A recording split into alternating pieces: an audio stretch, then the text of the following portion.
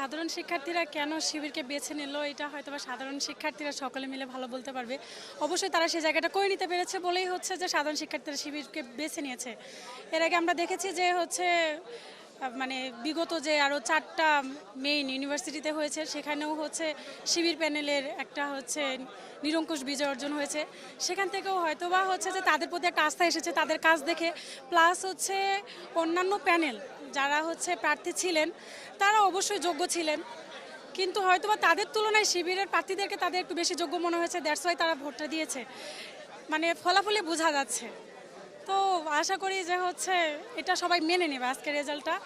আমরা যেহেতু সার্বিক তত্ত্বাবধানে ছিলাম, সম্পূর্ণটা দেখেছি, কোনো হচ্ছে যে কারচুপির কোনো সমস্যা ছিল না।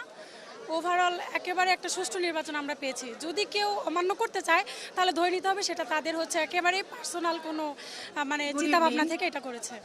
জগন্নাথ বিশ্ববিদ্যালয়ের ইতিহাসে প্রথম শিক্ষার্থী সংসদ নির্বাচনে যারা অংশগ্রহণ করেছে, প্রার্থী হিসেবে ছিল, ভোটার হিসেবে ছিল, বিশেষ করে যারা নির্বাচন পরিচালনা করার জন্য, সুষ্ঠুভাবে পরিচালনা করার জন্য বিভিন্ন পর্যায়ে দায়িত্বরত ছিল, সবাইকে অন্তঃস্থল থেকে মোবারকবাদ জানাচ্ছি। একটি কথা যে আসলে এই বিজয়টা আসলে আমার একার না, এটা পুরো জবিয়ানদেরই বিজয়, এটা জবিয়ানদের লড়াই। দীর্ঘ 20 বছরে তাদের না পাওয়ার যে একটা মানে আক্ষেপ বেদনা, তার অধিকার আদায়ের জন্য যে একটা প্ল্যাটফর্ম, সেই প্ল্যাটফর্মে যে কেউ তাদের হয়ে প্রতিনিধিত্ব করার সুযোগ পেয়েছে, তাদের কণ্ঠস্বরের সুযোগ পেয়েছে। দিন শেষে আমরা যা বলবো সব জবিয়ানদের কথাই বলবো, জবিয়ানদের জন্য হয়ে কথা বলবো। আমরা শুধু বলবো না যে আমরা শুধু ছাত্র শিবির, আমরা সবার হয়ে কাজ করার চেষ্টা করব।